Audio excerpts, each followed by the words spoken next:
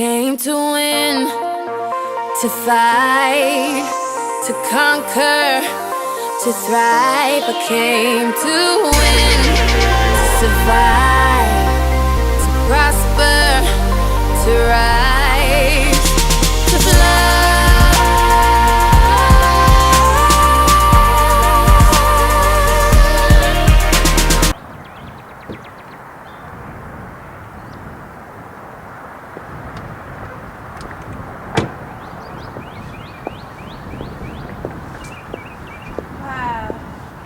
5329 Dottie Oaks. My childhood home. This is where I grew up. You would hear me talk about Mildred and Felix Stute and Dennis Stute, who was my godfather that I lost. This was their home, and they had lived here for over 30, 40 years. And I grew up in this house, so this house means a lot to me. I haven't been here since my grandmother passed in July. And it was more of a neighborhood house. It was a house for everybody. It wasn't just me. My mother was raised here. We had events here, Christmas parties. It was just, everybody was welcome, and they were a very welcoming family. And I miss them a lot. A lot of why I do this is for them, because they really believed in the trouble movement and they believed in me. My grandmother was really big on her flowers. She had the most beautiful garden. And she loved lilies and carnations and really all types of flowers. Her garden was like her pride and joy. My grandpa took great care of it. They grew mustard greens, and they had a pecan tree, and she would make like fig jars and peppers for everybody. So I just really miss them, and I know that they're watching me, and I know that they're proud of me, and I know that they will always be with me. So this is the great 5329 Dottie Oaks. This is Neil. Just checking with you. I'm done good. I just want to see if you could go to the store for me when you get a chance. Love you. Bye-bye.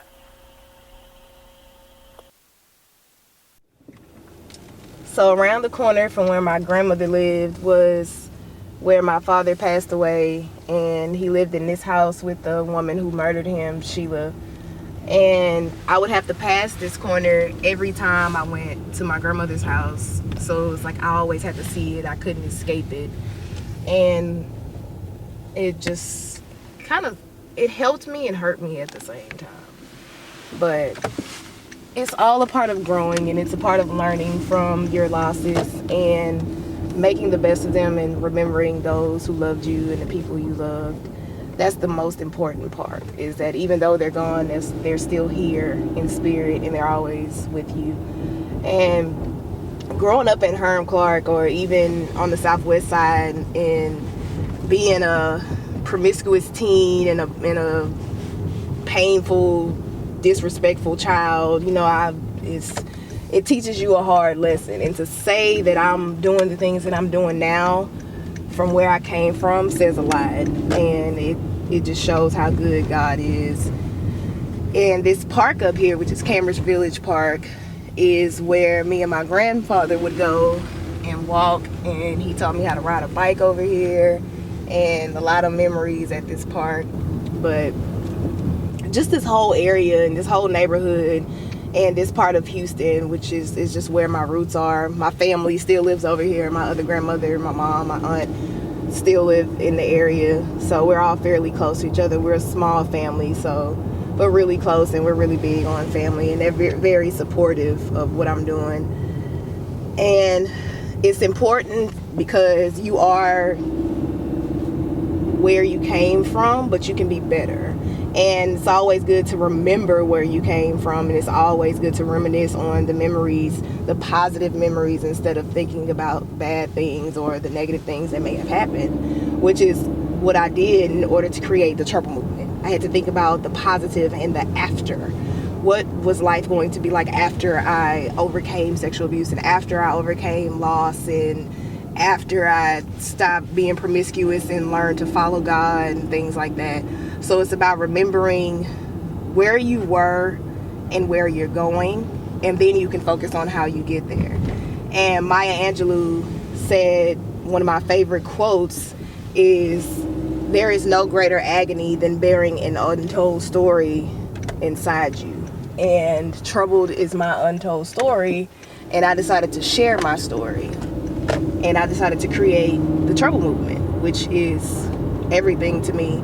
And it's going to be something bigger than myself. And I feel like that's what my purpose is, and that's what I'm supposed to be doing. I'm supposed to be helping teens that are in trouble and that need guidance and mentoring, and to know that somebody is there with them. Many of you may know the young woman sitting right next to me, and many of you may not. She is obviously very beautiful. She is an author, an entrepreneur, a businesswoman, and there's so much more to be learned about her. Her name is Maranda Evans. How are you? I'm good. Good to see you. You too. So let's just get right into this. Okay. Who are you? Who is Maranda Evans? Wow. I'm a lot.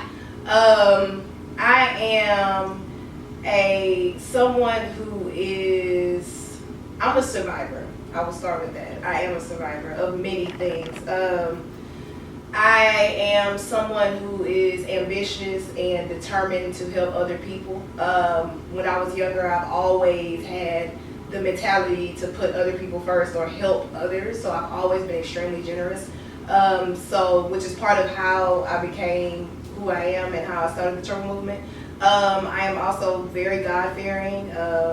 I have gotten this far where I am because of God, and I am just faithful and happy, and I am overwhelmed at times. Like, I'm a lot. a lot. Well, hey, that can either go both ways. You can do something good or something bad, but in this case, it is certainly something that's very miraculous. So let's get into your story. Okay. Tell us about that. I mean, you brought up the Trouble movement. You keep saying trouble. Mm-hmm. So tell us about your story. How did you get started? Troubled was never supposed to be a book. I used to journal when I was younger. I would write down all my stories, all the things that I was going through. I was molested. I was sexually abused at 16. I tried to commit suicide. So I would write down like all my emotions. I was severely depressed. I lost my father when I was 11. So ever since then, I had been kind of writing because I couldn't really talk to anybody. There wasn't anybody in my family I really felt like I could go to. So all I knew was writing. Like, I have journals, like, to this day, this high, because I just write every day. Like, I come home, write about my day. What did I do that day? What did people say in school? And I felt like in my journal, it was just me. Nobody was going to see it. And so originally, Troubled was just a journal. It was just really long. Okay. And so I was bothered by something. I had just graduated, got back from Sam, but it was something bothering me. Like, I felt like I was carrying something. And I always tell this story. I was literally in my bed, and it was 2 o'clock in the morning. And I just jumped up out of my bed and grabbed a legal pad and a pen, and I just started writing. And I'm just writing and writing. I started with my dad, and I just started writing the story, writing how I felt. Everything just started coming out. So I typed it up, and before I knew it was 100 pages of my whole life. Wow. From 11 to 21. A lot of stories are made in that kind of way, where you wake up out of your sleep and you say, where is that pen and paper, and you just start jotting down things. And you said it started off as a journal, and then it became a book. Here we are, everybody, The Trouble Movement by Trouble by Maranda Evans. So in your book, tell us about that. What type of book is this? Is this an easy read? Is this a book for every age group, every culture? Who would be the person that your book targets? Mainly young teenage women. Between, I would say, 13 and 25, more so 13 to 18 if I narrow it down, because it is very detailed and it is very graphic. So I do sometimes, if I do events and there are women or girls under 13 and I give away free items, I won't give them a book. Because it's graphic, and I don't, try to, it's not for everybody, put it like that. It's a little detailed for those who've read it, it's a little detailed.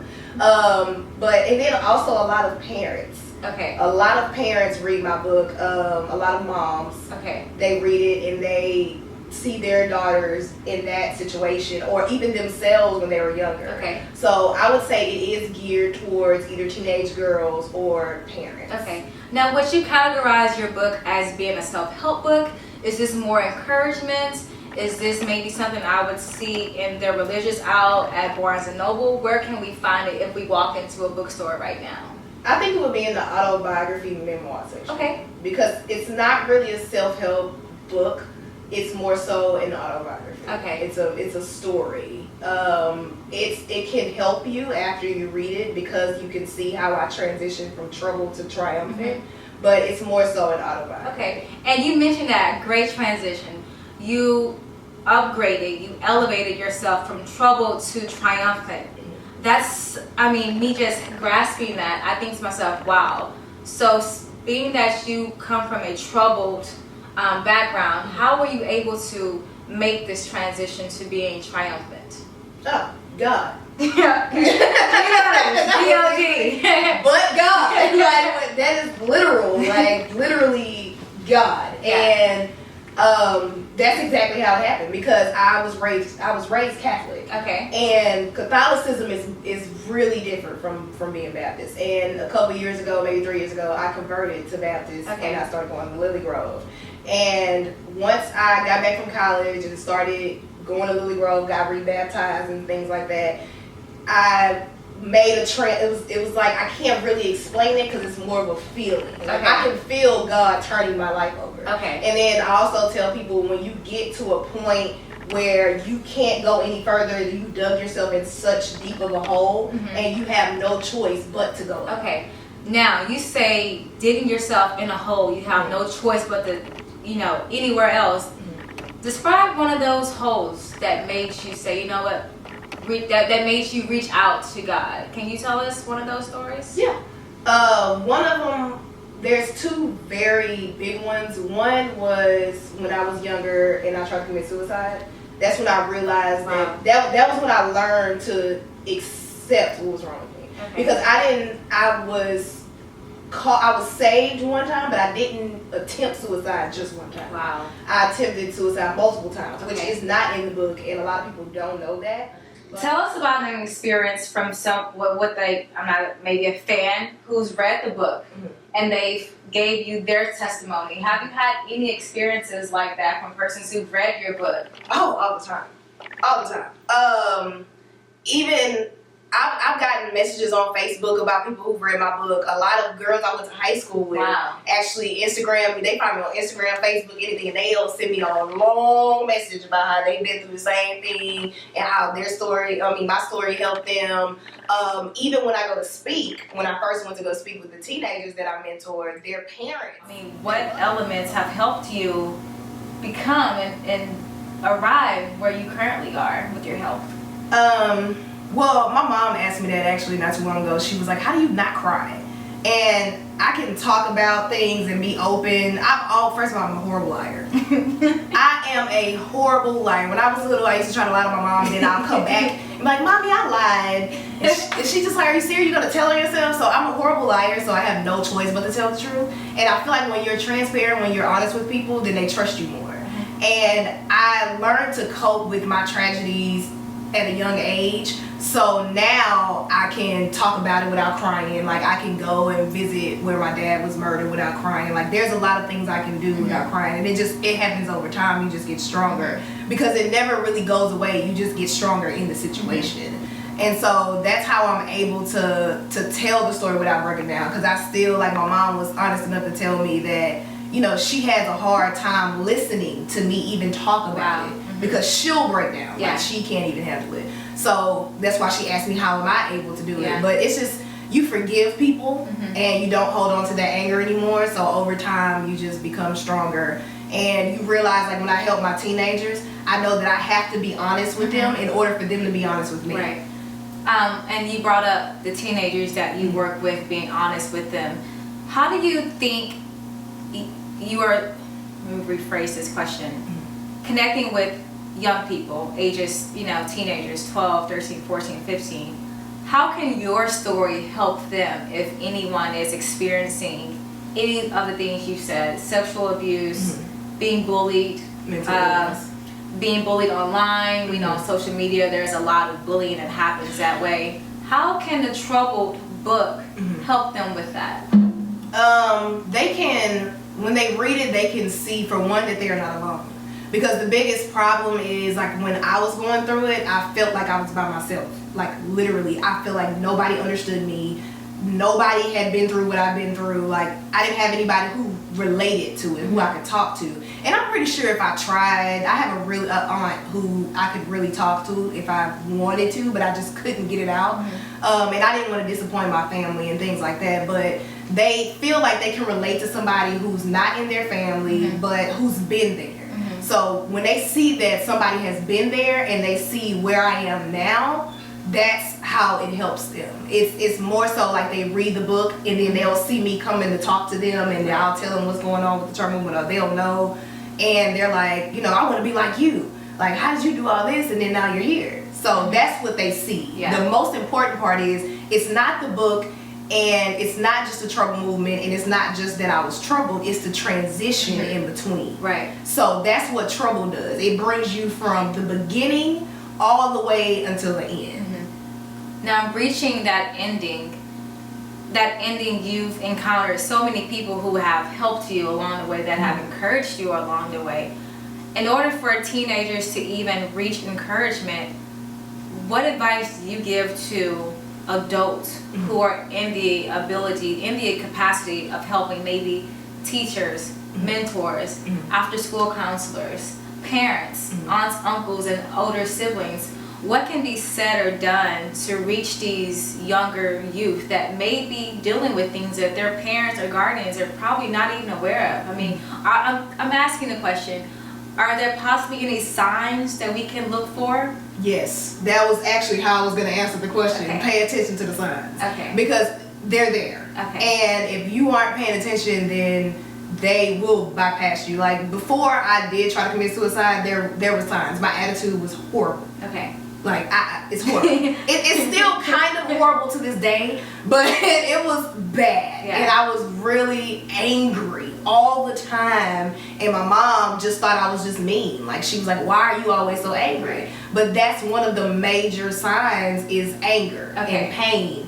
I was an introvert. I didn't like going anywhere. I didn't talk to anybody. So things like that, or nervousness, like picking at stuff. Like if it's a teacher and the person can't sit still in class and they're always moving around, things like that. It's like things you can pay attention to, and then, you know, just ask them, you know, is everything okay? Because see, that was the problem with me. Nobody ever asked me if I was okay. Nobody ever asked me if I was going through something. Everybody just lived their life. Nobody actually said, you know, are you okay today? You dealing like that testimony of overcoming, and without the struggles and without all these hardships, maybe all of that was supposed to happen to make this. And maybe this is why you've been able to connect with so many strangers who are not even family, people that don't know you, but they're able to relate to your story and then send you a Facebook message saying, hey, I was able to get through this because of this book. What do you think about that? Maybe all of that you've been through was because of this here. I truly believe that. You believe that? I truly believe that. When I told you I jumped up in the middle of the night, I don't like to phrase it a certain way, but I literally feel like God woke me up out of my sleep and said, tell your story. Like, just like that. Just tell your story. Follow the Trouble Movement on Facebook, the Trouble Movement on Instagram, the Trouble Movement, but MVMT on Twitter, and you can't follow my personal Instagram account because I won't even accept my granny as a Facebook friend. So the Trouble Movement on all social medias, and keep up with, if you go on our website, thetroublemovement.org, you can sign up for our email blast, and we send out monthly emails. I try not to blow people's email box up, but we send out monthly emails, and that'll like let you know what events we have coming up and what the news is and things like that, and what's going on with the Trouble Movement. All right, well, there it is, Maranda Evans. I mean, from the beginning, I described her as a businesswoman and entrepreneur, but we've learned so much more about her. All right, she's The main thing that I want people to get from my book, this documentary, and even the Trouble Movement organization is that no matter what you go through, you can overcome your situations. You can overcome your trials and your tribulations, and you can decide that you're no longer going to be a victim to your situations and become a survivor. No matter how hard it may seem, no matter how long it may seem to last, there's always light on the other side. And it's all about focus and dedication and prayer and knowing that it's going to end and eventually it's going to make you stronger, because everything that I've been through, everything that I went through made me stronger in the end. And it equipped me for my purpose. And it gave me everything I needed to help others that were like I once was.